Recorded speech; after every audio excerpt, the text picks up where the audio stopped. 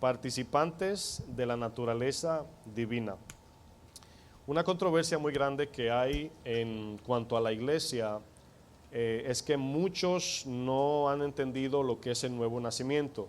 Hemos estado hablando poquito a poquito, hemos entendido un poco más de lo que es el nuevo nacimiento. Desde hoy hacia adelante vamos a estar enfocados en el libro de Segunda de Pedro, capítulo 1, todavía no vamos allá. Y ese libro nos da una buena enseñanza. Yo les intimo a que durante la semana, durante todo ese tiempo lo estudiemos, porque nos da los pasos espirituales para crecer, para permanecer y para perfeccionar en el Señor. Es un buen capítulo, el libro entero de Pedro es un buen libro. La segunda carta del apóstol Pedro, en el primer capítulo habla de las bendiciones que ya hemos recibido del Señor, la capacidad que nos ha dado en su Espíritu. Capítulo 2 habla de los falsos maestros y el capítulo 3 habla de la venida del Señor. O sea, si lo podemos ver así, el capítulo 1 es la buena noticia, el segundo es la mala noticia y el capítulo tercero es la venida del Señor, el fin. Pero antes de hablar un poco de esa carta, yo quiero hablar del apóstol Pedro. Yo quiero que en este día veamos a Pedro como todos nosotros somos, ¿verdad? Pedro tiene tantas cualidades que aparecen en la Biblia que nos enseña cómo él actuaba, cómo hablaba. Y vamos a hablar un poquito de Pedro, vamos a identificarnos con el apóstol Pedro. Vamos a ver lo primero que la Biblia nos dice acerca de él, y es que era pescador, ¿verdad? Y vemos allí a un Pedro desesperanzado, ¿verdad? Vamos a imaginarnos un bote con su caña, que no había agarrado todavía el primer pez, y se le aparece el Señor. Y al Señor hablarle vemos su incredulidad. Lógicamente no tenía fe, no conocía del Señor. Y de allí partió, ¿verdad?, a seguir al Señor. Veamos ahora el Pedro discípulo, ¿verdad? El discípulo que el Señor le dijo: ahora te haré pescador de hombre. Ahora no serás pescador de peces, sino de hombres. Y vemos ahí que viene la transición desde Simón a Pedro. Acuérdense que él le dijo: tú te llamas Simón, pero yo te llamaré Pedro. Simón, de manera espiritual, representa nuestra vida pasada. Pedro representa nuestra vida en Cristo, nuestra nueva naturaleza. Y muchas veces el Señor le llamaba Pedro, muchas veces Simón Pedro, muchas veces Simón. Una vez lo llamó Satanás, si se acuerdan. Entonces, hay veces que actuamos como Satanás. Entonces, allí vemos el Simón y la transición hacia Pedro. Vemos al Pedro terco y efusivo, bien acelerado, bien explosivo, bien desordenado, imprudente. Pero vemos ahora al Pedro terrenal, el que se maravillaba cuando los demonios salían, el que se maravillaba cuando veían los milagros, venía apantallado delante del Señor. Y el Señor le decía: no se apantallen por eso, no se emocionen por los milagros, sino asegúrense. ¿Qué dice el texto? Que su nombre está escrito en el libro de la vida. Vemos al Pedro preocupado por la ofensa de los fariseos. Acuérdense que los fariseos, en los ojos de los demás, eran hombres de Dios, ¿verdad?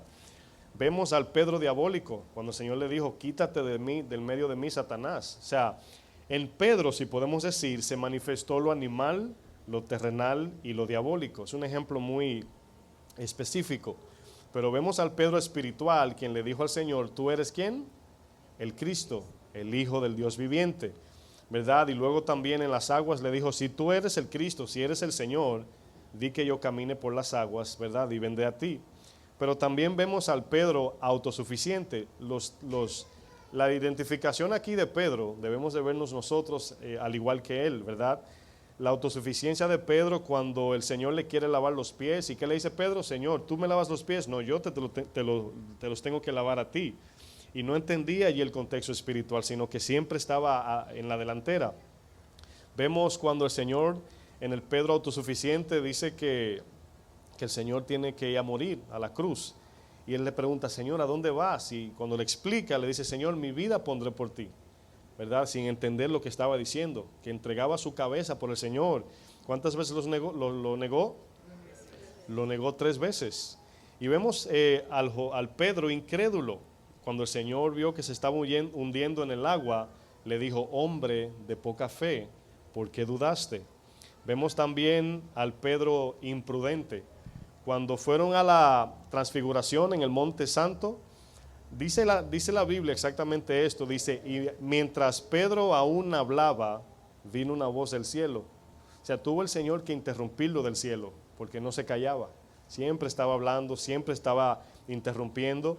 Y al igual cuando le lavó los pies al Señor, cuando el Señor le lavó los pies, Él le dijo, Señor, tú no me lavarás los pies. O sea, era una persona que, si podemos ver, incrédulo, imprudente, efusivo, chismoso, hablador, en el sentido que hablaba mucho. O sea, todas las actitudes humanas, casi todas se manifestaban en Pedro. Aunque todo ser humano, ¿verdad?, tiene el pecado, pero en él eran más visibles porque era bien acelerado, era bien a la delantera. Yo me identifico con Pedro porque yo soy por naturaleza un poco rápido, ¿verdad? Y los que son rápidos también pueden, Petras y Pedros, ¿verdad? Aquí no levanten la mano.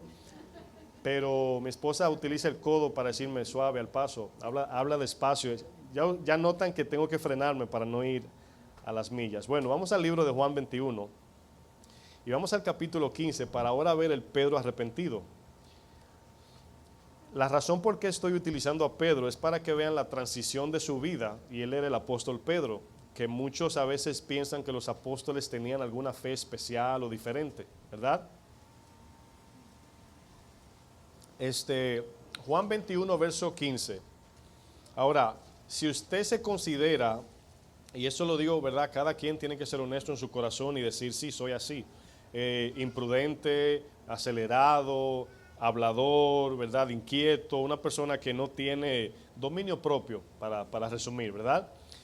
Bueno, Pedro es nuestro ejemplo, ¿verdad? Pero también vemos al Pedro arrepentido. Ahora, lo que vamos a leer es muy importante entender porque lo voy a contrastar cuando Pedro negó al Señor. ¿Cuántas veces? 3 veces, ¿verdad? 3 veces lo negó. Ahora, bíblicamente y espiritual podemos decir que lo negó con todo su ser. Ahora pensemos en esto. Negarlo quiere decir amarlo menos, ¿verdad? Amar al Señor menos. Podemos decir que rompió el primer mandamiento, amarás a tu Dios con toda tu mente, con tu alma y tu cuerpo. Él lo negó en su mente, en su alma y en su cuerpo, podemos decir, con todo su ser. Porque usted puede amar, hay gente que usted la puede amar con el alma, pero no con todo su ser. ¿Cómo es el amor almático? Bueno, emocional, que si esa persona le hace muchos regalos y lo llama y lo busca, ese amor es almático. Usted es emocional, usted tiene amor emocional hacia esa persona, pero no es igual con sus hijos, ¿verdad que no? Su hijo, aunque les regale o no el Día de las Madres o el Día del Padre o el Día del cumpleaños, usted ama a sus hijos incondicionalmente. Eso le llaman los griegos amor storges, el amor de familia. El amor entre amigos es el fileos, el amor de vista, cuando vemos a la persona, es el eros, y el amor de Dios, ya conocen cuál es, el ágape, ¿verdad? O el agape, como dice, o agapao, como dice el griego. Bueno, es importante entender esto porque el Señor le dejó saber a Pedro de que Él no lo amaba en el amor ágape, pero sí en el fileos. Es el amor humano, el amor que sí podemos nosotros manejar. Pero el amor ágape, que es el niégate a ti para que ames a otro, no podemos en nuestra fuerza. Una persona no nacida de nuevo no puede amar a otro como Dios ama, porque dice que Dios es amor y Él nos capacita en su espíritu para poder amar de la manera que Cristo nos amó. El verso 15, en este capítulo el Señor se le apareció después de la resurrección, ¿verdad? Viene caminando por la orilla del mar, están Pedro y los discípulos están pescando. Y Juan, ¿verdad? Y me llama la atención de que Juan identifica al Señor, porque de lejos no se veía quién era. Pero Juan era el más espiritual, el más sensible, el más cerca de Jesús. Y dice, es el Señor. Lo conocía bien de lejos y de cerca, porque siempre estaba en sus hombros. Estaban de cerca. Cuando Pedro escuchó qué hizo, se tiró de la barca antes de llegar.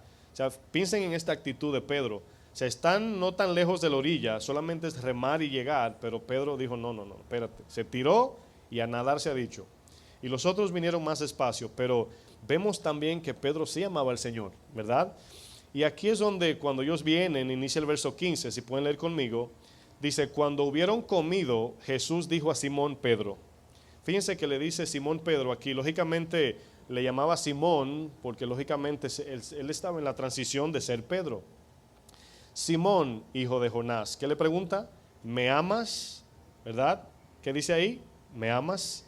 Esa palabra me amas, viniendo del Señor, no es ágape, es fileos. O sea, ¿me amas como tu amigo? Eso le preguntó Jesús. dice, ¿más que estos? Le respondió Pedro, sí, Señor, tú sabes que te ágape, le dijo. No le dijo fileos. Y vuelve el Señor, él le dice más adelante, él le dijo, aquí Jesús, apacienta mis corderos. Volvió a decirle la segunda vez, Simón, hijo de Jonás, ¿me amas? Aquí fileos, no ágape. Aquí Jesús le dice a Pedro, Pedro, ¿me fileos? O sea, ¿me amas como amigo? Le dijo, pastorea mis ovejas. O me adelanté, creo. Sí, le dice Pedro, tú sabes que te amo. Y aquí Pedro le dice, te amo, ágape otra vez. ¿Saben lo que está diciendo aquí Pedro? Todavía no se había arrepentido, en el sentido de reconocer que no podía amar al Señor ágape, sino que su amor era limitado. Van a entender lo que estoy explicando. Y aquí vemos que estoy en el verso 16, al final, ¿verdad? Aquí el Señor le dice, ¿me amas, fileos? Pedro respondió, tú sabes que te amo, ágape. Le dijo, pastorea mis ovejas. Le dijo la tercera vez, Simón, hijo de Jonás, ¿me amas? Y aquí le dice otra vez Jesús, ¿me amas, fileos? O sea, en el amor de amigo. Pedro se entristeció de que le dijese la tercera vez, ¿me amas, fileos? Y le respondió, Señor, ¿qué dice? Tú lo sabes todo, tú sabes que te fileos. ¿Sí lo entendieron? Las dos primeras veces que el Señor le pregunta a Pedro, ¿me amas? Pedro le dice, te amo con todo mi ser. El Señor sabe que no, porque acaba de negarlo. Vuelve y le pregunta, Pedro, ¿me amas? Le dice Pedro, Señor, sí, tú sabes que te amo. Le dice otra vez, ágape, con todo mi ser. Es el primer mandamiento, va a entender lo que quiero, a dónde lo voy a llevar. Y luego la tercera vez le pregunta, le dice, Pedro, ¿me fileos? Y él le dice, Señor, tú lo sabes todo, tú sabes que te fileos. ¿Sí entendieron, verdad? Entonces no lo amaba con todo su ser, era imposible o es para el no nacido de nuevo. Y fíjense lo que dice el Señor, Jesús le dijo, apacienta mis ovejas. Notan que lo único que le dijo que apacentara, ¿verdad? Apacentar es cuidar y pastorear es alimentar. Pastorear, si lo relacionan con el pasto, es alimentar y cuidar las ovejas, pero más bien es alimentar con pasto. Y normalmente el pastor cuando saca las ovejas, las saca con el fin de llevarla a lugares de pastos frescos, que es lo que simboliza de manera espiritual la palabra sana de Dios. Entonces no hay otra cosa con que se alimentan las ovejas, sino con pastos, entiéndase la palabra. Mucha gente va a la iglesia y busca mil cosas, que no hay ministerio de alabanza, que no hay luces, que no hay humo, que no hay esto. La iglesia es para pastorear las ovejas con la palabra. Así dice, ese fue el encargo del Señor para Pedro, perdón. No se impresione si digo Pedro por Pablo y los dos, porque son los dos con P. Bueno, más adelante el 18, fíjense lo que dice. De cierto te digo, cuando eras más joven te ceñías, aquí ceñir es vestirse, e ibas a donde querías, mas cuando ya seas viejo extenderás tus manos y te ceñirá otro. Aquí le está diciendo, cuando tú eras joven, tú te vestías y ibas a donde tú querías.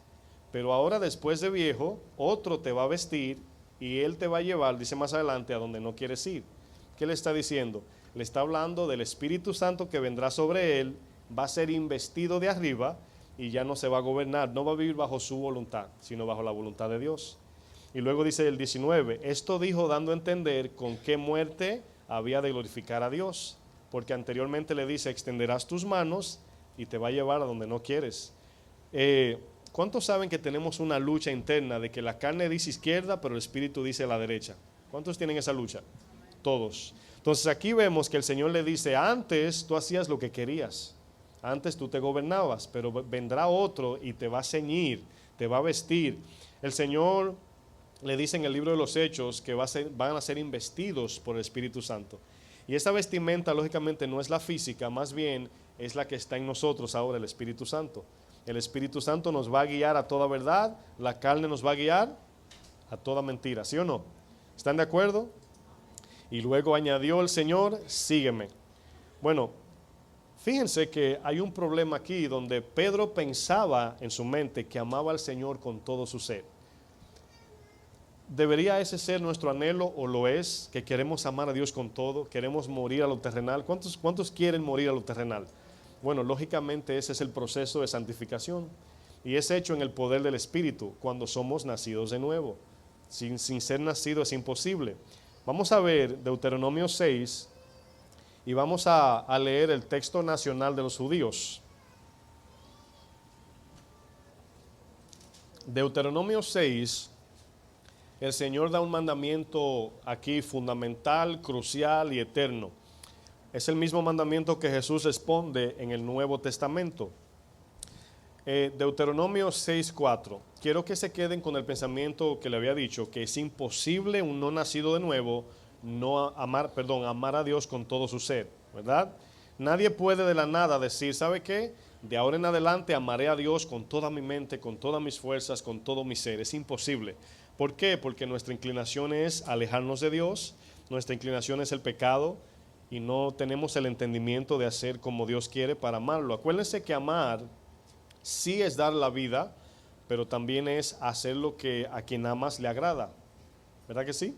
Entonces, no es solamente dar la vida, sino porque tú puedes, imagínate que yo voy a usar este ejemplo. Si amar solamente es dar la vida, le digo a mi esposa, mi amor, te amo y me quito la vida. O sea, ella va a decir, no, pero así no. O sea, me amas, quiero que estés conmigo. Que doy la vida por ella, bueno, si algo sucede que tengo que dar una parte de mis miembros o no sé qué, bueno, ahí se va a demostrar, ¿verdad? Esa es la parte donde el Señor en el primer mandamiento, en el verso 4, Deuteronomio 6, ¿están ahí? Lo primero que el Señor dice es oye, ¿verdad? Y ya saben, la palabra oye es shama, o el shama de Dios. Los judíos oran esto 2-3 veces al día, el shama, porque ellos entienden que el shama es no solamente escuchar, sino también entender y obedecer. Y el Señor lo repite en la parábola del sembrador cuando dice, este es el que oye, entiende y da frutos, ¿verdad? En el griego es akuo, pero los hebreos dicen shama. Y lo primero que dice, esta palabra oye, viene con la actitud de abran el corazón para que escuchen y entiendan y puedan vivir para mí. Dice, oye Israel, Jehová nuestro Dios, Jehová, ¿qué dice? Bueno, solamente con este texto se derriba la confusión de la Trinidad que dice, no, pero dice la Biblia que Jesús es un Dios y que no, es un Dios manifestado en 3 personas, ¿ok? Dice Jehová uno es, Jehová es la palabra Yahweh y esta palabra Jehová, lógicamente los judíos, ellos entendían que mal pronunciar la palabra o el nombre del Señor era una maldición, así creían ellos. Entonces la palabra, cuando el Señor se le aparece a Moisés, que le dice yo soy, es la palabra, no es en sí Yahweh, le voy a explicar por qué es Yahweh o Jehová, sino que son consonantes, en otras palabras no tiene sílabas, no tiene ni A, ni E, ni I, ni O, ni U, sino consonantes. Y no se puede expresar una palabra sin sílabas, es imposible, sin vocales, sí, gracias. Sin las vocales no se puede decir una palabra. Entonces, ellos le llamaban al Señor Adonai, ese es el nombre que utilizan ellos. Pero como el Señor dijo a Moisés, dile Jehová te envió, o sea, yo soy, ellos utilizaron las 4 consonantes, que es Y, H, W, y la ligaron con Adonai, y si ven Adonai, si quitan las consonantes, dice Ahoai, Yahweh, y así ahora ellos le llamaban Yahweh. De ahí viene el nombre Jehová. Pero fue algo ya reconstruido entre ellos para no pecar al maldecir el nombre. ¿Sí lo entendieron? Entonces es una liga, es una fusión de Yahweh o de Jehová con Adonai. Entonces cuando aquí dice Jehová, es lo mismo que Jesús repite en el Nuevo Testamento, yo soy. Yo soy el camino, yo soy la vida, yo soy el pan, yo soy el Jehová que le dijo a Moisés, yo soy, el mismo. Lo repite 7 veces en Juan. El verso 5 dice aquí el Señor. Vamos a ver en este texto qué tan importante es tomar esto en cuenta. Dice, y amarás a Jehová tu Dios, ¿qué dice? De todo tu corazón y de toda tu alma y con todas tus fuerzas. Aquí vemos un mandamiento en 3 partes, ¿verdad? Las fuerzas podemos decir que viene del cuerpo, ¿verdad? Vemos que el corazón es el centro donde nosotros tenemos las emociones, la voluntad, las decisiones, pero vemos el alma donde están los sentimientos, ¿verdad? Dice que tenemos que amarlo con el corazón, con el alma y con nuestras fuerzas. Quiere decir que con el corazón debemos de elegir hacer lo que Él quiere, con el alma debemos sentir lo que Él siente y con las fuerzas debemos dar todo por el Evangelio, según dice este texto, ¿sí o no? Dice, y estas palabras que yo te mando hoy estarán sobre tu corazón. En otras palabras, no hay otra prioridad que yo, por encima de todo. Y las repetirás a tus hijos y hablarás de ellas estando en tu casa y andando por el camino y al acostarte y cuando te levantes. Y la atarás como una señal en tu mano y estarán como frontales entre tus ojos y las escribirás en los postes de tu casa y en tus puertas. ¿Qué quiere decir todo esto? Si comenzamos a hacer esto de manera ilustrada, comenzamos a poner la palabra en todo lugar, pareciera como que forramos la casa con papel de Biblia, ¿sí o no? O sea, si lo entendemos. ¿Qué quiere decir el Señor? Que todo lo que miremos sea su palabra, que todo lo que sintamos sea su palabra, que todo lo donde habitemos su palabra esté abundante. Que no se nos olvide este mandamiento, que Dios uno es. Ahora, no vamos a entender este mensaje o este texto si no entendemos qué es un Dios. Vamos a hablar de un Dios. Saben que el hombre fue creado a imagen de Dios, el hombre fue creado dependiente de Dios y también el hombre fue creado para adorar a Dios. Sí saben eso de manera bíblica, ¿verdad? A imagen de Dios, dependiente de Dios y para adorar a Dios. Ahora el hombre fue echado fuera del Edén, ahora el hombre sí tiene la imagen de Dios moral, el hombre sabe lo que es bueno y malo, limitadamente, pero ahora vemos que el hombre es dependiente de un Dios, no tanto de Dios en sí. Entonces, ¿qué son dioses o qué es un Dios? Todo aquello que buscas con toda tu vida, con toda tu mente y con todo tu corazón para que te llene tu alma. Lo voy a repetir. ¿Qué es un Dios? Todo aquello por el cual tú entregas tu vida completa. Todo aquello por el cual das tu vida. Miren, sus hijos pueden ser un Dios. Su esposo, su esposa, un amigo, la familia, el dinero, la ropa, el trabajo. Tantas cosas pueden ser dioses. Todo aquello que domina tu voluntad es un Dios. ¿Sí se entendió? Entonces, aquí vemos que todo el mundo responde conforme a la imagen de Dios, ¿verdad? Todo el mundo sabe lo que es bueno y malo. Todo el mundo hace de un Dios todo aquello que sacia su alma y todo el mundo adora algo o a alguien. Por eso es que ustedes ven los indios en Catapuna allá, es una ciudad inventada que yo me hago. Los indios allá que nadie conoce forman un pedazo de madera y le pintan una cara. ¿Por qué? Porque su naturaleza es de adorar. Entonces ya los dioses han cambiado de forma y manera o de diseño. Satanás ya no le pone cara, sino que ahora puede ser cualquier cosa que tome toda tu voluntad y todo tu tiempo y toda tu mente. Pedro, si volvemos al ejemplo de Pedro, Pedro era incapaz de amar al Señor con todo su ser.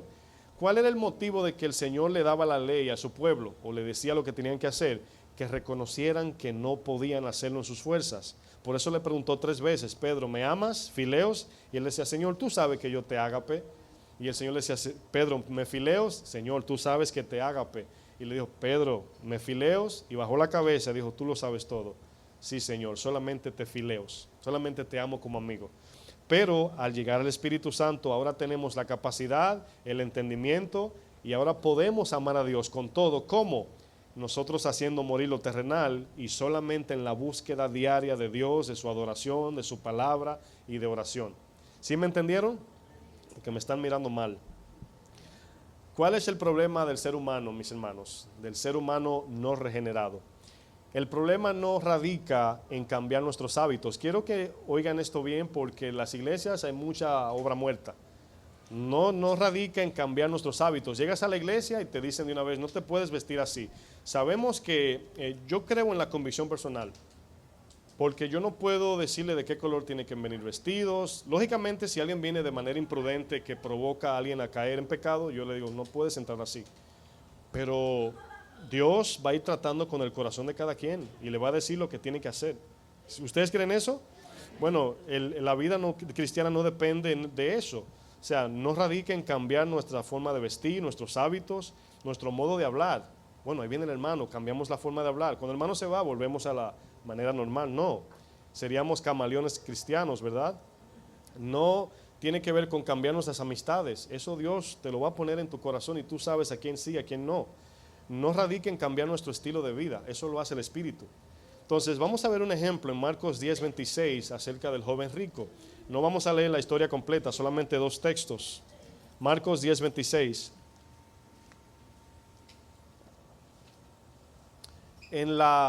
En esta historia del joven rico la leemos mucho porque este joven rico presumía de que era un hombre de Dios. Y viene corriendo delante de Jesús y le dice, Señor, maestro bueno, ¿qué debo hacer para heredar la vida eterna? Ahora, fíjense en esa pregunta, ¿verdad? ¿Era un hombre moralmente correcto? era rico, tenía buena posición. La pregunta es, ¿qué le faltaba? O sea, no para la vida eterna, sino para su llenura personal. Le faltaba todo, le faltaba a Dios. Entonces vemos que todavía aún así este hombre necesita adorar. ¿Por qué? Porque él se da cuenta que todavía siendo rico seguía entristecido. Si ven la historia sabe que se fue triste cuando el Señor le dijo, vende todo lo que tiene. ¿Por qué?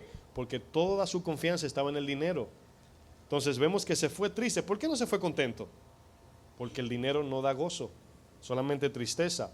Y cuando Pedro y los discípulos estaban viendo esta escena, ellos ven a un hombre correctamente, moralmente recto, y usted lo mira como un ejemplo a seguir. Dice, me gustaría ser así, como ese hombre o esa mujer. Es una mujer de Dios, es un hombre de Dios. Y cuando el joven rico viene donde el Señor, que el Señor lo despide y se va triste, dicen los discípulos, si él no entra, ¿qué será de nosotros? Que somos ni la mitad de lo que él es. Pero fíjense dónde estaba su pensamiento. El verso 26 dice, ellos se asombraron aún más, diciendo entre sí, ¿quién pues podrá ser salvo? O sea, si ese hombre no se salvó siendo recto, no mentía, no mataba, cumplía los 6 mandamientos morales de los 10, o sea, todo lo que él hacía socialmente era irreprochable. No había nadie que dijera, ese hombre hizo esto mal. Entonces lo tenían en alta estima. Quiero que vean la imagen. Dice, ¿quién pues podrá ser salvo? Porque ellos pensaban que eran por buenas obras. Entonces Jesús mirándolos dijo, ¿qué dijo? Para los hombres, lean conmigo, es imposible. Mas para Dios no. ¿Por qué? Porque todas las cosas son posibles para Dios. La salvación de él no consistía en su buena moral, en cómo se vestía, cómo hablaba, cómo caminaba, cómo vivía, sino en la evidencia de Dios en él, dando frutos. No son buenas obras del hombre, son frutos de Dios en nosotros. Vamos a Juan 6:26 para usar otro ejemplo. Aquí en Juan 6:26 es el resultado de la multiplicación de los panes. Y muchos le seguían porque es fácil seguir a Dios cuando la cosa está bien, ¿verdad? Y cuando Dios suple, cuando Dios es bueno, nosotros decimos, gloria a Dios, qué bueno es Dios, ¿sí o no? Pero cuando viene el dolor, cuando viene el sufrimiento, cuando viene el pleito, la actitud, entonces comenzamos a decir, Dios, ¿dónde estás? Y Él sigue allí. Entonces este grupo de personas que no le seguían a Él, sino seguía lo que Él daba, se aparecen del otro lado y fíjense lo que dice el 26, buscando al Señor por lo que Él daba. Dice, respondió Jesús y les dijo, de cierto os digo, que me buscáis, no porque habéis visto, ¿qué dice? Las señales. ¿Cuáles señales? Desde el principio se prometió la venida del Mesías, que iba a ser el Salvador y Libertador, y iba a venir uno que iba a ser el señalado. Entonces, Israel estaba esperando la señal que Dios prometió en el Mesías. Cuando Cristo viene haciendo milagros, sanando, multiplicando los panes, y desviaron la mirada de las señales y miraron lo material. Por eso le dice, no porque habéis visto las señales, sino porque comisteis el pan y os saciasteis. El 27, la primera palabra que dice es trabajad. Y aquí no está hablando del trabajo secular o del esfuerzo en sí. Está hablando de nuestra entrega total y afán por el trabajo. Por eso dice trabajar no por la comida que perece. O sea, hay que trabajar. El que no trabaja, que no coma. Pero cuando dice trabajar, esta palabra está hablando de la total entrega que le damos al trabajo secular, que no la demos al trabajo, sino a Dios. Amén. Dice, trabajad no por la comida que perece, sino por la comida que a vida eterna permanece. Y aquí parece como que el Señor le está diciendo, trabajen para que se gane la salvación. Parece, ¿verdad? Dice, la cual el Hijo del Hombre os dará. ¿Y qué dice luego? Porque a este señaló Dios, el Padre. Ahí ven la señal. Al Jesús decir, trabajad por lo espiritual o por lo que el Señor manda, ellos asumen que deben hacer algo. Por eso el 28 dice, entonces le dijeron, ¿qué debemos hacer para poner en práctica las obras de Dios? ¿Qué debemos hacer para practicar la justicia? Y esa es una pregunta para todos. ¿Qué debemos hacer? Honestamente nada. Confiar en Él y en su Espíritu Santo para que el fruto entonces sea evidenciado.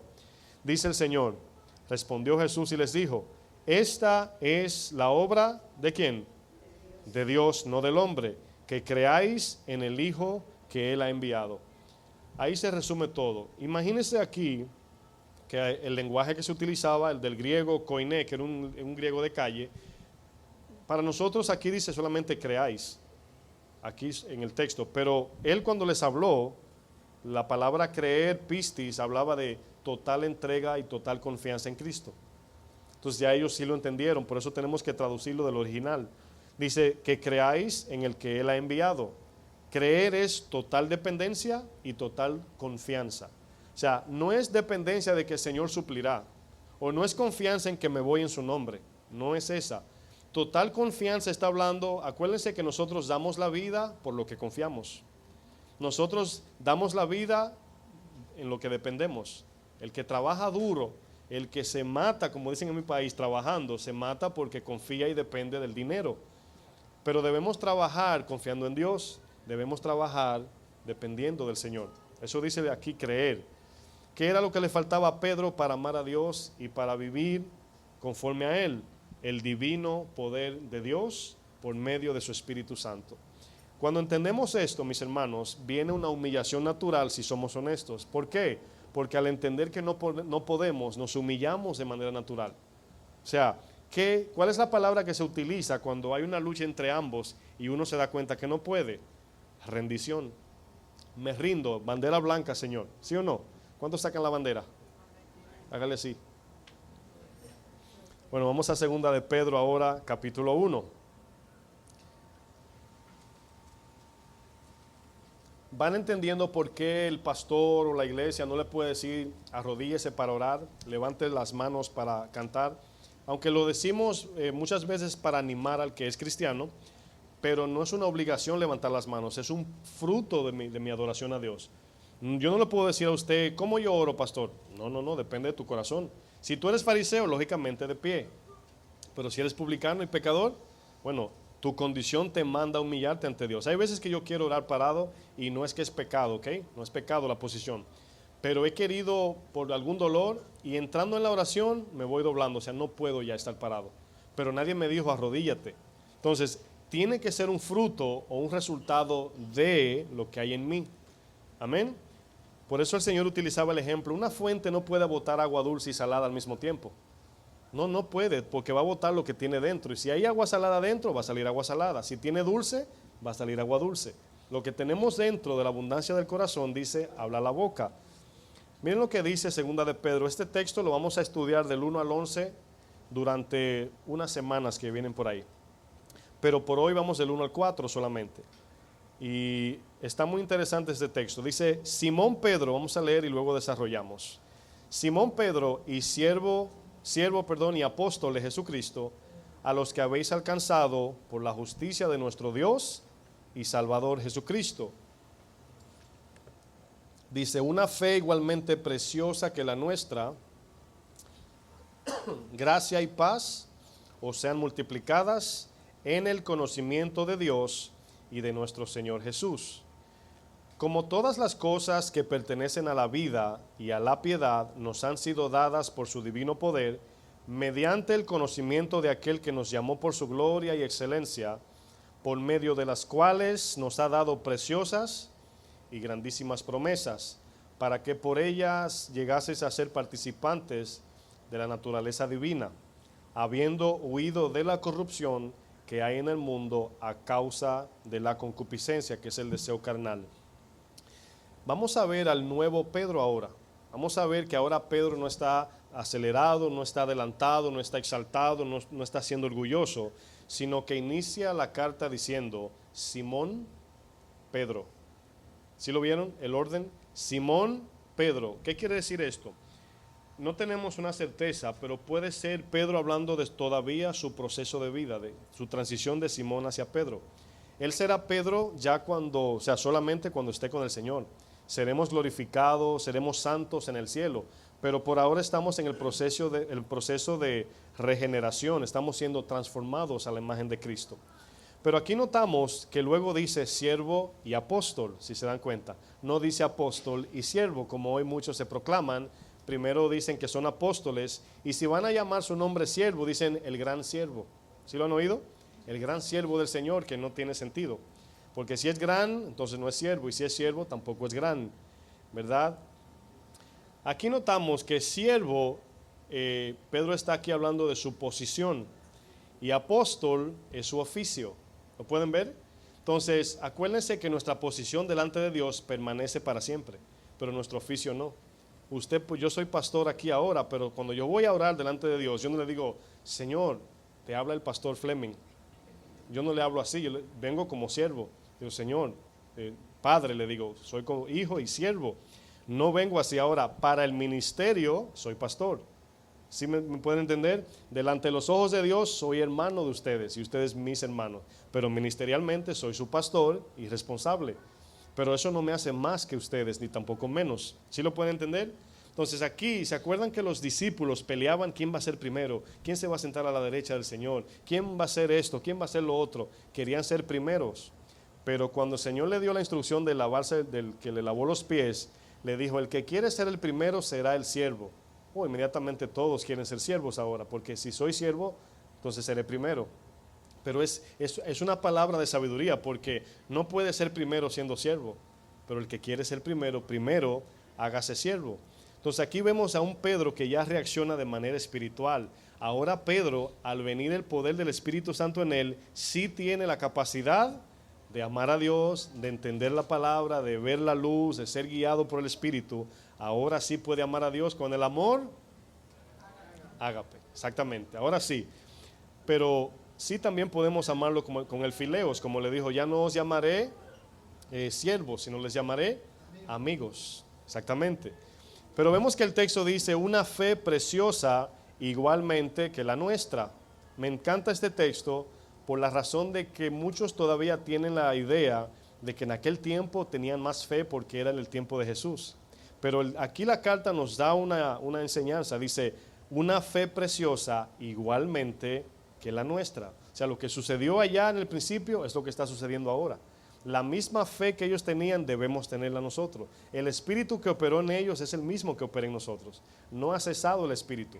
Que no hay maravillas como en ese tiempo, eso tenía un tiempo, por eso el libro se llama Hechos, para que vean la obra del Espíritu manifestada en gran manera y el Evangelio se promulgara en el mundo. Pero ahora nos basta su palabra y van a entender por qué le digo esto más adelante. La palabra preciosa en la gramática está en superlativo, que quiere decir por encima de todo en valor. Y hay palabras que están limitadas, son muy limitadas para entender la grandeza de lo que es la fe. Ahora, sí saben que la fe tiene dos partes, sí saben eso, ¿verdad? O sea, nosotros creemos, pero porque Él nos mostró. Yo le voy a hacer una pregunta, a ver cómo está su madurez. No es broma, pero sí le voy a hacer la pregunta. ¿Ustedes piensan que tenemos que ver y creer o creer y ver? ¿Ver y creer o creer y ver? Bueno, ¿saben que es incorrecto eso? Ya dijeron por ahí, viene el pastor con un truco ya. Le voy a decir por qué. El problema no está en ver y creer. El problema es en qué estamos viendo para creer. Ese es el problema. Sí tenemos que ver, ¿a quién? La grandeza de Dios. ¿Sí lo entendieron? Hay que ver su grandeza. Usted no puede creer en lo que nunca ha visto. ¿En qué va a creer si no ha visto? Porque la razón dada por Dios es para razonar y tomar una decisión. Ahora, lógicamente, Él le dice a Tomás, tuviste que ver y tocar. Está hablando ya de algo, déjame agarrar y ver si eres tú o no. Pero cuando yo digo que hay que primero ver para creer, tenemos que ver. Le voy a poner un ejemplo. El orden de Nicodemo le dijo, si no naces de nuevo no puedes ver. Él no le dijo creer, él le dijo ver. Y luego, si no naces, le dijo, no puedes entrar. Entonces tenemos que ver de manera espiritual la palabra y ver a Dios en la palabra para creer en la palabra. Quien forma la fe es la palabra. Esa es la otra parte de la fe. Yo creo porque me mostraron. ¿El qué? La promesa, el poder de Dios. ¿Rahab vio o Rahab primero creyó? No, vio. Dice, al ver el poder de tu Dios que dividió las aguas en dos, entonces temblamos y creímos. Ellos oyeron, o sea, aquí ver es oír y ver con los ojos en el sentido espiritual. Pero ella primero vio. Entonces la fe, cuando el Señor reprende en Romanos 1 a los que no creen, dice, no tienen excusa porque las cosas hechas dan testimonio de que yo soy Dios. Entonces, al ver lo creado, nos lleva a creer que hay Dios, ¿sí o no? Entonces, la fe sí nos lleva primero a ver. Pero Pablo dice, no andamos por vista, sino andamos por fe. ¿Qué quiere decir? Que no andamos primero mirando con los ojos a ver si hay bendición y luego le creo. No, así no. Incluso cuando leímos anteriormente en Juan, no tienen que volver allá, pero un ejemplo. En Juan 6 dice, más adelante dice, entonces, ¿qué señal haces tú para que veamos y creamos? Así le dijeron a Jesús. Pero primero le pidieron un milagro para luego creer. Eso sí es antibíblico. No es mirar los milagros ni el poder de Dios manifestado en un milagro, vamos a decir, en la iglesia, sino por la palabra ver y creer. Vamos a Proverbios 2. No lo tengo en el libreto, pero creo que para que entendamos un poquito mejor. Proverbios 2.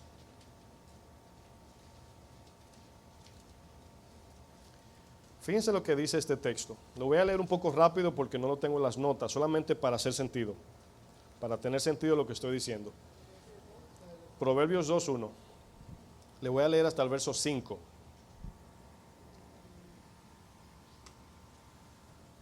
Dice, hijo mío, si recibieres mis palabras y mis mandamientos guardares dentro de ti, haciendo estar atento tu oído a la sabiduría, si inclinares tu corazón a la prudencia, si clamares a la inteligencia y a la prudencia dieres tu voz, si como a la plata la buscares y la escudriñares como a tesoro, ¿qué dice el 5? Entonces entenderás el temor de Jehová y hallarás el conocimiento de Dios. ¿Qué quiere decir el texto?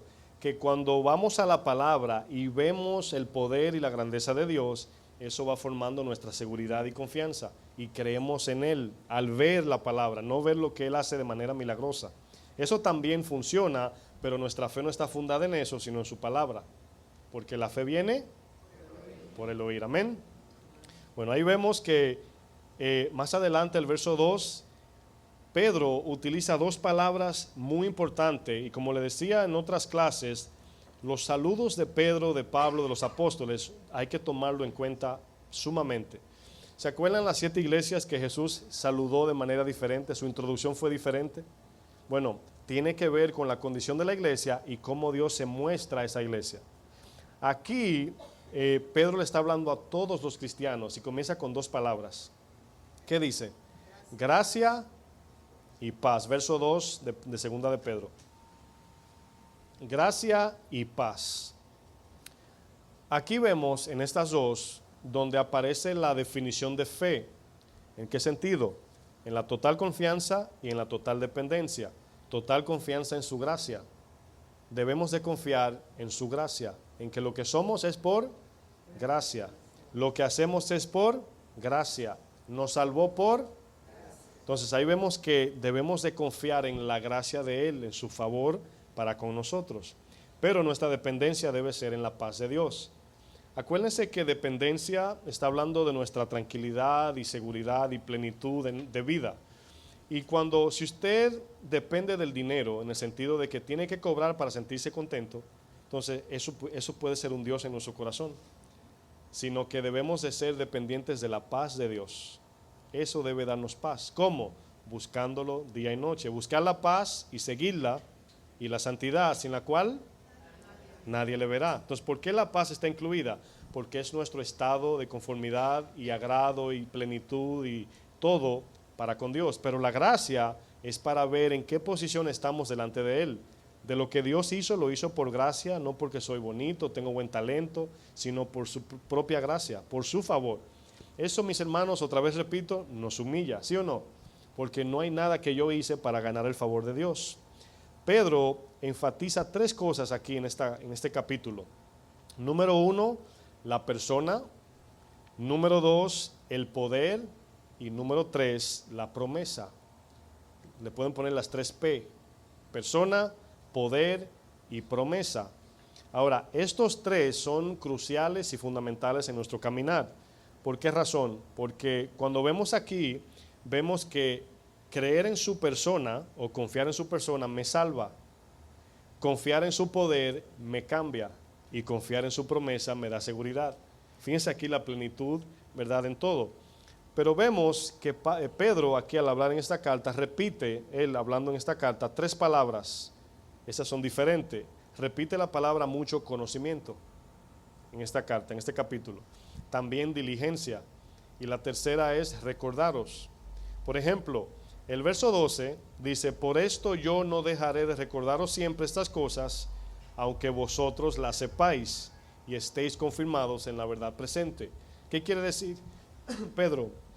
Que al leer recordarnos, él quiere estar seguro de que nosotros estamos a cuentas y estamos siempre meditando en las cosas de Dios, porque es fácil olvidar y Satanás está disfrazando el mundo de todos los colores para que tú mires allá y te desenfoques de esto, del camino. Amén. Acuérdense que el caminar cristiano, yo utilizo una ilustración que me ayudó mucho, vemos la voluntad perfecta de Dios como un tren, ¿verdad? Donde decidimos usted y yo montarnos o no. Pero usted decidió el día que recibió a Cristo, se monta en ese tren, y cada vez que el tren se para en una parada, hay afuera vendedores y te muestran cosas. Si te desmontas de la voluntad de Dios para alcanzar aquello, lógicamente te saliste del camino. Pero si se queda uno paciente, vamos hacia la meta, vamos hacia el destino que Dios tiene para nosotros. Pero vemos en el verso 2, dice, gracia y paz sean multiplicadas, ¿qué dice? En el conocimiento de Dios. Esta palabra es muy importante y la vamos a estudiar más adelante en otras enseñanzas, pero hoy quiero enfatizar un poquito en esta palabra. En el conocimiento de Dios. La palabra utilizada, conocimiento, en el griego es la palabra epignosis. Gnosis significa saber solamente. Epic significa, es como en sobreimposición de conocimiento. Pero en sí la definición es conocimiento total de Dios. Es conocerlo de manera completa a Él. No solamente como cuando a un niño se le lee alguna historia antes de dormir y se le cuenta la historia, se dice el nombre del autor o del protagonista del libro.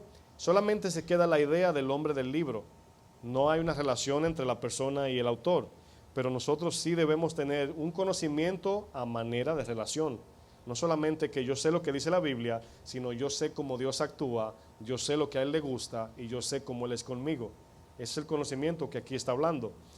En el verso 3, voy a enfatizar esa palabra un poquito más adelante. Dice el verso 3, como todas las cosas que pertenecen a la vida y a la piedad nos han sido dadas por su divino poder, mediante, otra vez repite, ¿qué dice? El conocimiento de aquel que nos llamó por su gloria y excelencia. Todo lo que pertenece a la vida, sabemos que el Espíritu al venir a nuestras vidas nos capacita para entender, para buscar a Dios y también para llevar fruto. Eso es después que somos nacidos de nuevo. Por ejemplo, en Juan 14:15 dice el Señor a sus discípulos, si me amáis, guardad mis mandamientos, y yo os rogaré al Padre y os dará otro consolador. ¿Por qué dice otro? Porque Él era el que estaba con ellos en ese momento, era el consolador en Él. Dice, para que esté con vosotros para siempre, el Espíritu de verdad, el cual el mundo no puede recibir. Fíjense que una persona no nacida no puede tener esta relación a menos que entregue su vida al Señor. Luego dice, porque no le ve, ni le conoce. ¿Por qué no le ve ni le conoce? Porque es el Espíritu que nos capacita a ver y a entender. ¿Lo pueden entender? Dice, pero vosotros le conocéis porque mora con vosotros, estaba al lado, pero estará en vosotros. Y no os dejaré huérfanos, vendré a vosotros. Fíjense que aquí se completa lo mismo que leímos, su persona, su poder y su promesa. En este pequeño texto debemos de amarle a Él, su persona. Debemos de confiar en su poder, ahora sí los va a capacitar por el Consolador. Y debemos ver la promesa, dice, vendré a vosotros, no los dejaré huérfanos. Entonces fíjense que necesitamos la salvación, la capacidad y la promesa, que es la seguridad. La naturaleza, mis hermanos, define la conducta. Quiero que se graben eso bien. Mi naturaleza define mi conducta. De lo que yo estoy hecho, eso voy a producir. Usted nunca va a ver una máquina de hacer chocolates produciendo jabón, ¿verdad que no?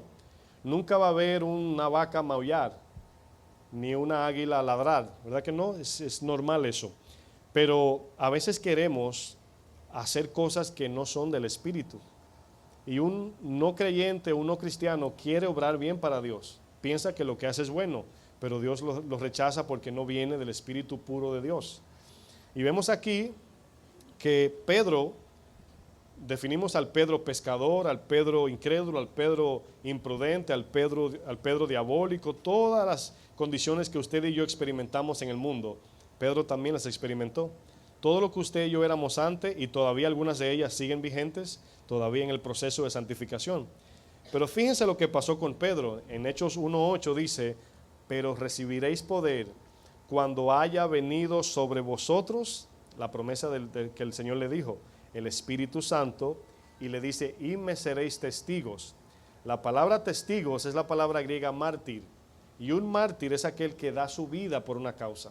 Y en este caso ya el Espíritu dice, vendrá sobre vosotros y me seréis testigos. ¿Por el poder de quién? Del Espíritu. Por eso yo digo que no debemos asustarnos a lo que es la persecución y lo que viene. Más bien tenemos que afirmarnos para cuando llegue podamos resistir en el Espíritu. No es en nuestra fuerza, en nuestra valentía, en el tiempo en la iglesia, es a través del Espíritu Santo.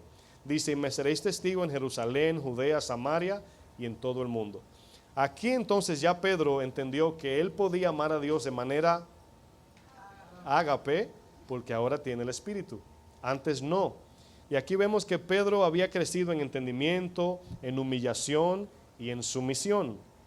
¿Por qué? Por el conocimiento de Dios ahora. Ahora al tener el Espíritu, ahora conoce de manera más amplia al Señor. Acuérdense que la transfiguración, él estaba en otro mundo. Señor, vamos a quedarnos aquí. O sea, no se detuvo a ver que Jesús, el que estaba con él, era el mismo Dios allí glorificado. Él no se enfocó en eso. Él se enfocó en él, en el yo. Señor, está cómodo aquí, estoy en paz, vamos a quedarnos aquí, dijo él. Pero ahora, con el Espíritu Santo, le pasó lo mismo que a Isaías. ¿Se acuerdan? Porque ahora voy a enfatizar en la palabra conocimiento. Isaías, al conocer la presencia de Dios, eso produjo en él algo. Humillación, sumisión y entendimiento. Y luego fue a servir a Dios. Entonces, por eso es que le voy a decir esto. No obliguemos al cristiano nuevo o al no cristiano a entender la palabra de Dios. No discuta con gente de la Biblia. No obligue a una persona que va a la iglesia a hacer ceremonia, posiciones espirituales, tienes que orar más. Bueno, sí es bíblico esto, pero hay que tener cuidado porque podemos estar manipulando las emociones. Hay que apelar a que el fruto que está dentro eventualmente saldrá por la rama. Si hay savia adentro, saldrá fruto. Si no, no. Entonces, ¿por qué el Señor cuando le dijo a Pedro, me amas, no le dijo, estimula a la gente a levantar las manos? Dile que se arrodille al orar. No hay esas instrucciones. ¿Saben por qué? Porque solamente con apacentar con la palabra, la semilla entra en usted y en mí y sale un fruto de Dios. ¿Sí tiene sentido? Aquí en el conocimiento, al ver su grandeza, eso produce humillación. Al ver su poder, produce debilidad. Al ver su santidad, produce en mí vergüenza. ¿Y qué me hace? Me humilla y Él es necesario que yo mengüe y Él crezca, pero es en el conocimiento de la palabra. Si no le conocemos, es imposible, mis hermanos. Si no vamos a las Escrituras a ver a Dios en ella, ¿a quién le creemos? Y podemos caer en el pecado que siempre decimos, en el pecado de imaginación. Yo me imagino que Dios es así, asá. Y conforme usted conoce a Dios, así responde en obediencia. Miren, yo siempre menciono a mi abuelo porque fue un buen hombre. Ya él está con el Señor, se murió. Pero fue un hombre recto, responsable, era bien duro, ¿verdad? Él, para agarrar un palo y hablarte, no iba de aquí a allí. La correa de él era de campo, ya saben lo que quiero decir, era 3 veces más gorda que la que usted y yo tenemos. Y no lo pensaba 2 veces para sacarla como una espada y de una vez. Y mi papá, el que no lo conocía, venía a la casa alborotado y yo que lo conocía decía, ay, le va a ir la boca a mi abuelo. Pero no lo conocía.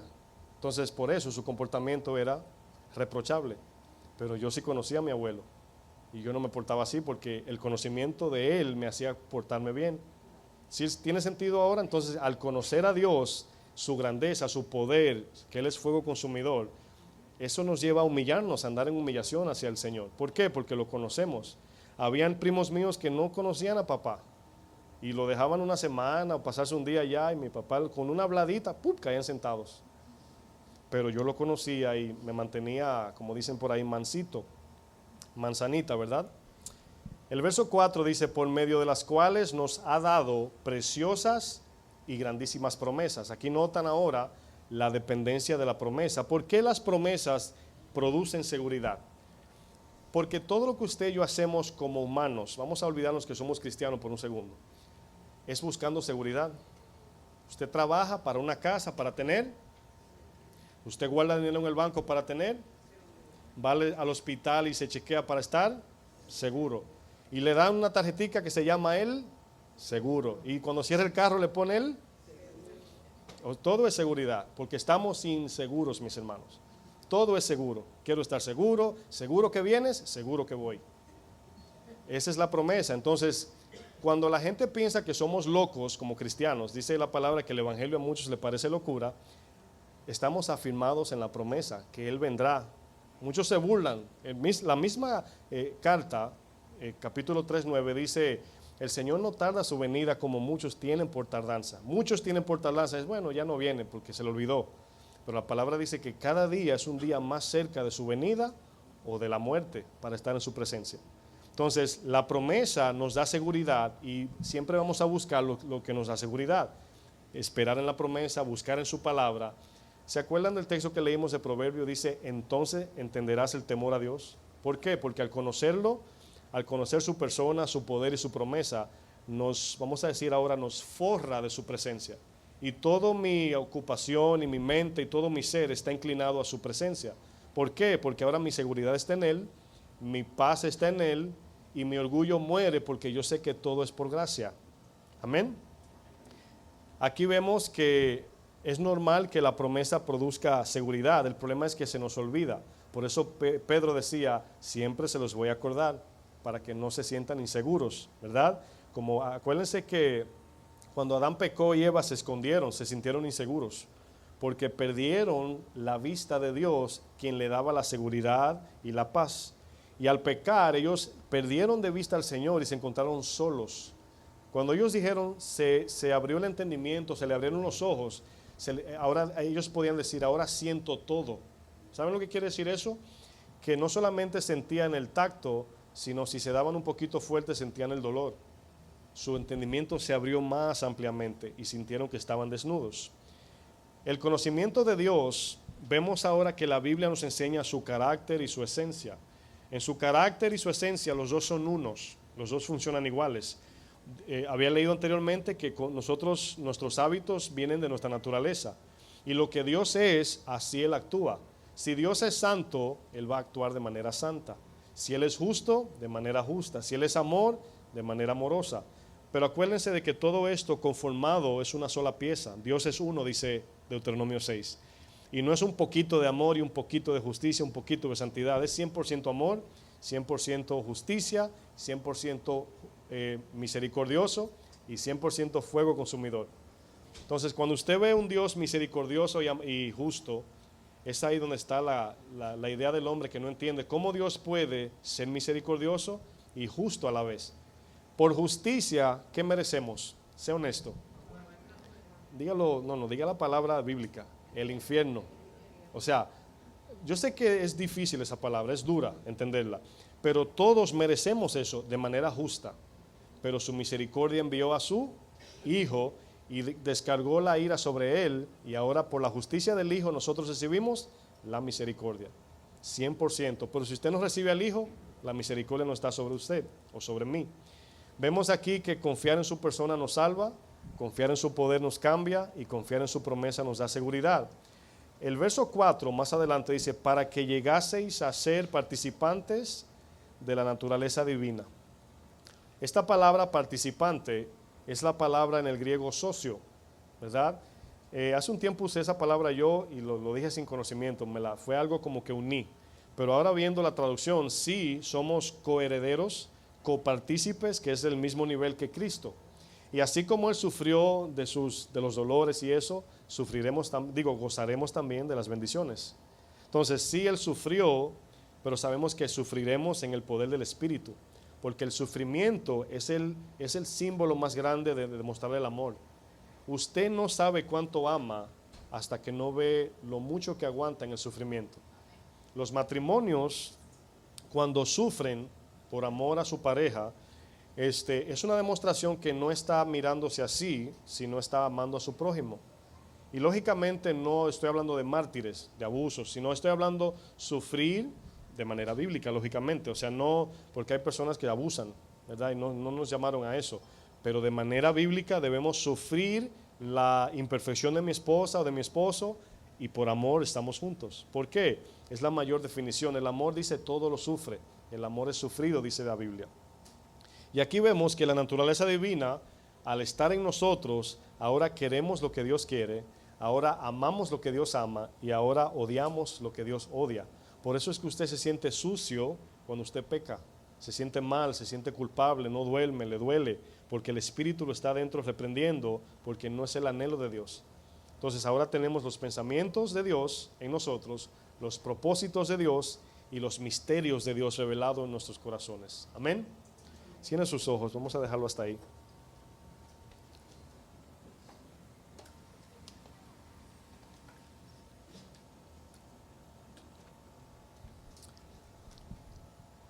Yo le voy a pedir un segundo para que, como siempre hacemos, dando espacio para que no nos movamos tan rápido y olvidar lo que Dios ha hablado en nuestras vidas.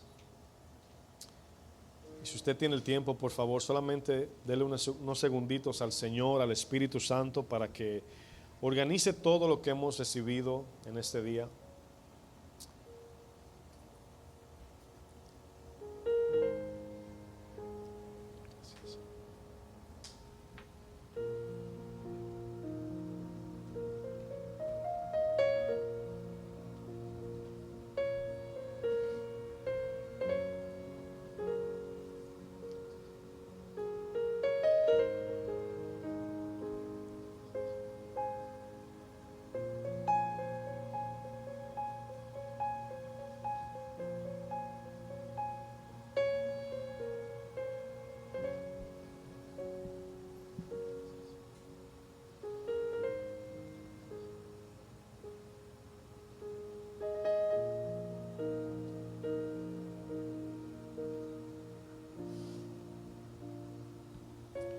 Gloria a Dios.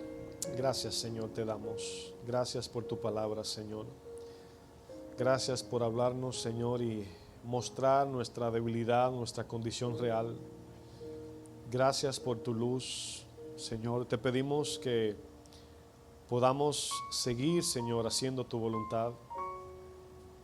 Y si de alguna forma, Señor, no estamos haciendo en áreas de nuestras vidas tu voluntad, que tú corrijas lo deficiente. Hemos entendido en tu palabra que sin tu ayuda, sin tu Espíritu, Señor, es imposible agradarte. Hemos visto que sin el Espíritu Santo no hay forma de entender tu palabra, de ver tu grandeza. Hemos entendido que no podemos llevar frutos, Señor, sin la fe. Y la fe consiste en nuestra total entrega, nuestra total búsqueda, nuestra total dependencia de ti, Señor. Así como Jesús iba con la multitud y se volteaba y los miraba a los ojos y le decía: si alguno quiere venir en pos de mí y no niega a su padre, madre, hermanos, aún su propia vida, todo lo que tiene, todo lo que posee, toma su cruz y me sigue, no puede, el Señor dice, no puedes ser mi discípulo. Y esto es un alto costo que no todos dicen: heme aquí, Señor. Muchos corren y vuelven a sus quehaceres, pero otros deciden decir: heme aquí, como Isaías. Heme aquí, Señor, envíame a mí.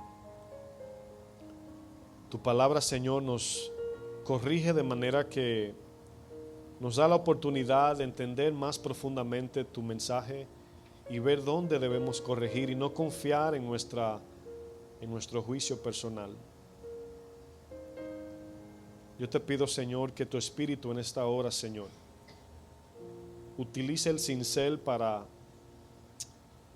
moldear áreas que están un poquito filosas, que suavice lo áspero en nosotros, que nos des un corazón circuncidado, que nos des un corazón hecho de carne, que pongas en nosotros el sentimiento, Señor, y algo que muchos no piden es que tengamos tu dolor, Señor, porque es lo que nos lleva a orar y a pedir por aquellos.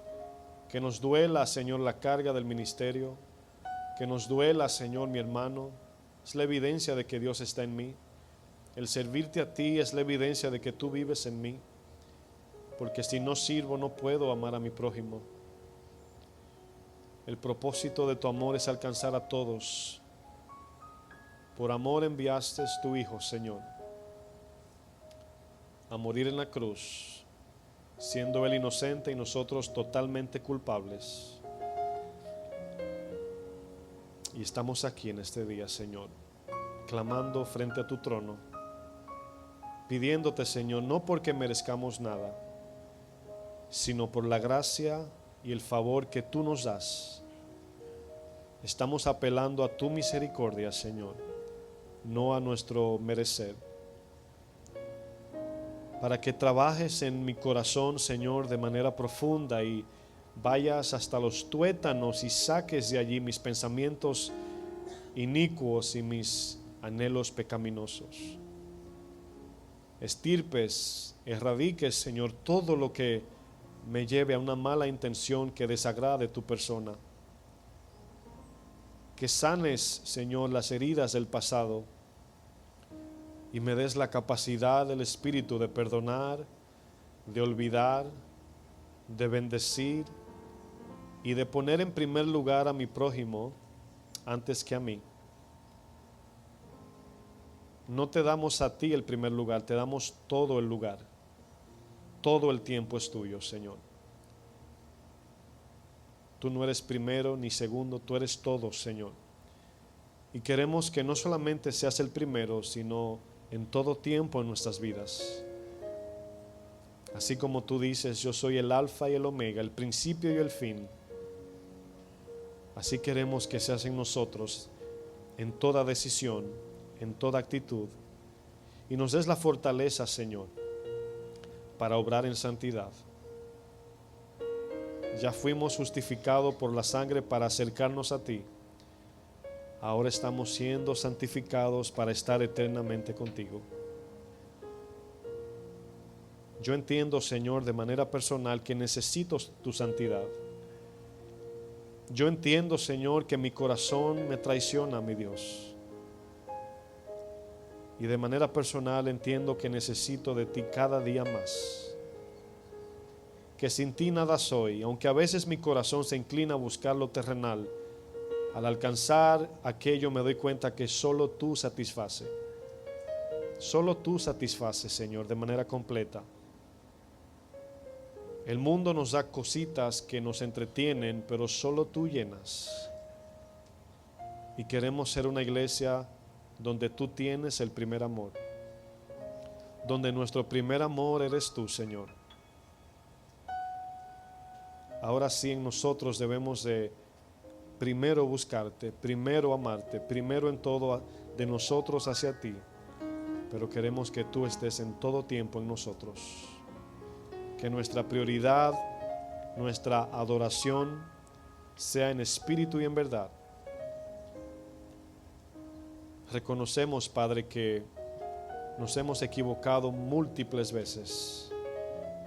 Reconocemos que hemos tomado decisiones erróneas. Reconocemos que todavía nos equivocamos aún entendiendo esto. Por eso te pedimos que perfecciones nuestro corazón. Así como David entendía de que él no tenía la capacidad de hacer el bien, en el Salmo 51 él dice: Señor, crea en mí un corazón limpio y renueva en mí un espíritu recto. Eso te pedimos, Señor, para vivir para ti, Señor, para hacer luz en el mundo y el mundo te glorifica al ver la luz en nosotros. Ayúdanos, Señor. No te olvides de tu iglesia, Señor, así como lo has prometido, Señor. Apelamos a la promesa de tu palabra. Estamos esperando tu venida, Señor, y queremos estar preparados en aquel día. Líbranos, Señor, de todo mal, de toda tentación y de todo aquello que tiene dominio de mi alma, todo aquello que puede ser una adicción en mi vida, todo aquello que puede ser un ídolo o un Dios en mi vida. Si no eres tú, Señor, sácalo de mí.